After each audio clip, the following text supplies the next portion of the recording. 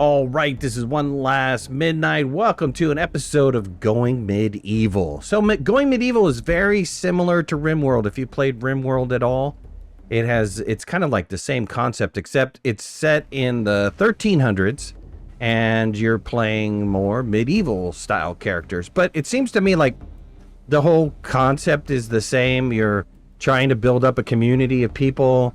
You're defending off invaders. You know, you have events that happen that is very similar to RimWorld style. There is underground digging where you have several different levels of things you can do. So you can build underground. You can have yourself a nice cavern. It goes all the way down to level 1, it seems like, which is like, I think 2 layers underneath the ground. But then all the way as high as level 16 in case you have like mountains and stuff like that. The game is fun. It's kind of interesting. Research tree is pretty extensive. It has a lot to research. There is a lot to build. Research is done by actually working on the research station and producing books. You produce a chronicle, and when that chronicle is available to you, then you can turn around and you spend it as a point for research. And let's say I want to do defensive structures. It's going to take 30 chronicles in order to do defensive structures. And I will get wooden traps and reinforced doors and that type of things. And it goes on and on. Like, you know, research, like I said, is pretty intensive. There are resources that you wind up gathering. There are trees and bushes and to get sticks, and there's grass for hay. There's also berries that you can wind up harvesting. There's animals that you could capture, that you can do a little animal farm. Here I've got some, I think these are sheep or goats. And somehow I got a cow. I don't know how I got a cow, but I got a cow. And we're going to start a cow farm here soon. You've got caravans and, you know, a merchant stall where you can sell stuff. There's a lot, like I said, to build. And I haven't got through everything yet. There's no way that I've just started playing this. But it's one of those games that, you know, if you watched the video yesterday where I talked about Graveyard Keeper, where things take a lot of time to do, this is no exception. You can speed up time to make things go a little bit faster. And the fastest speed, the 3x speed, you can see they're bolting around. So, I mean, if you really did have some sort of event that's happening, like I want everybody to cut down trees and gather wood, then, you know, you could have them focus on that and just speed up time and go ahead and do that while not having to worry about other things. But, of course, you have to make sure that you're situated first before you start doing that, such as you need to make sure that you've got enough food and enough, you know, drink and everything else to be able to run around and go gather wood for a long time, because people are going to starve and they're going to die of thirst and all that good stuff. There are different resources on the map that you can wind up picking up. You can pick up limestone. This happens to be clay. If you look in the lower left-hand corner, you can see that it is clay. There's also iron deposits laying around. That's rocky, but somewhere, maybe if I didn't dig it up already, I think this is iron right here. So you need to start iron pits and clay pits and limestone pits in order to build that type of stuff. Most of your things are going to be wood to start off with. One of the things I do like is, you know, the ability to zoom in really close up on your people so you can see what they're doing. This guy's playing backgammon by himself, and why not, right? I don't know how far he's going to get with that, but okay. I have different stations that I just got done building, which is the bower station, which can produce bows and can produce and dismantle stuff in the woods. I have a station where I can produce some weapons, a woodworking bench. We have a stonemason's bench. And also I have a sewing station where I can start producing some clothing. I do have a housing unit here, and I need to start following the housing unit. Sorry, I was reading that. I also need to, like, all of my lamps and stuff like that, I need to assign people to give fuel to. It seems like this is complete. Let's go ahead, and I just want to store cows in here. And we'll have this guy store everything except a cow. And then that way I can get additional animals and then have them move it over. I don't know how this whole thing is going to work. Are you going to move the cow over? I would assume somebody would come by and move the cow over. Jobs-wise, very similar, once again, to RimWorld, where you've got tending, that's healing. Convalescing, which is resting. Hunting, where you go and you hunt for some stuff. Oh, they are going to take the cow. Got it on a little leash. There you go. Selly or Sally, not too sure which. Oh, we have to feed this cow. Hold on. This cow's going to, like, die of starvation. Where's the cow thing? There it is, a trough. You need a trough there. And they'll go and they'll get hay and they'll put it into the trough, which is very cool. You have, let's see, harvesting, growing, construction, animal husbandry, mining, cutting plants, cooking, crafting, smithing, carpentry, tailoring, research. Steward. What is steward? I'm not too sure what steward is. Maybe that's talking. Maybe that's reception, kind of. Hauling. And let's see, there's a schedule where you can schedule times of work, sleep, play, all that stuff. People you can manage individually. This is in early access, so keep it in mind it is in early access. I would like a selection drop down for all. I want to set everybody to a specific type. Let's say I have 2 guys set up to no headgear, but I want to change that to everybody has headgear.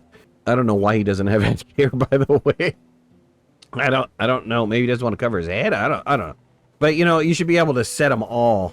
Like, these guys have no shields. I'm not too sure why they have no shields. I think they have no shields because of the weapon that they're using. It's a 2-handed weapon. Maybe it automatically puts it in there, but I don't think that it does because this is a 2-handed weapon and they says all shields. So I think that is an option I wound up choosing somewhere along the line, but it would be awesome to be able to have all of that managed up on top where you can just change it all at one time.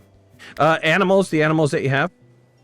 We're talking about wild animals and hunting. Settlers can hunt and butcher wild animals for meat and leather. Some animals like wolves and bears have a chance to retaliate. To hunt an animal, you need to have the settlers equipped with range weapons. And then domestic animals. Wild animals can be tamed, which is cool. Did you just tame a wolf? Some animals can attack the settler. We're trying to tame them. Oh, okay. I should read that in advance, right? Taming can be a long process. Can be done continuously. Settlers can try to tame once every 24 hours. And taming animals will live alongside the settlers. Good. And then domestic animals can be trained to become pets. Pets can be assigned to settlers so that they follow them around and even help them out around the settlement. So clearly I never clicked on the animal tab. But you can see here's my animals. I've got some mature animals. I got a mature goat. Female. We got a male. We have 2 male goats. That's young. Dandy's mature. Let's eat him. Let's slaughter him off. And we'll keep the females for sure, since they will produce more. We have another mature male and a couple younger males. I'm not too sure when, you know, animals can reproduce. If they're like in the young stage and they need to like leave the young stage before they can reproduce, I have no idea. Bones. Am I not collecting bones?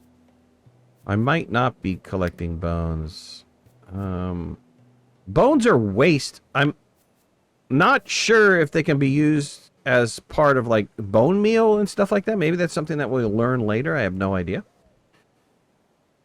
But again, like I said, very, very similar to RimWorld, except the timeline is different. Again, game is in early access, so expect a bunch of bugs. I'll probably be doing a Let's Play on this one. It's a lot of fun for those of you guys that are like into the whole RimWorld experience.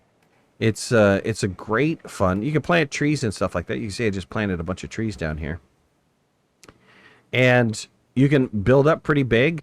I haven't gotten into any kind of like major battle, so I don't know if that's going to happen. I've seen a couple like very similar where you get, you know, people that are coming from other regions, and let's talk about regions.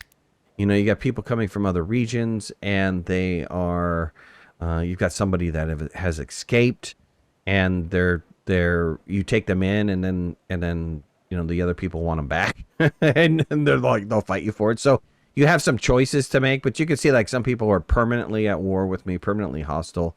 We've got these, Lutterworth guys, tiles away, 11 tiles away. Not too sure how travel between tiles works. If like you can, like in RimWorld, you could go to this region and you could either attack them or trade with them.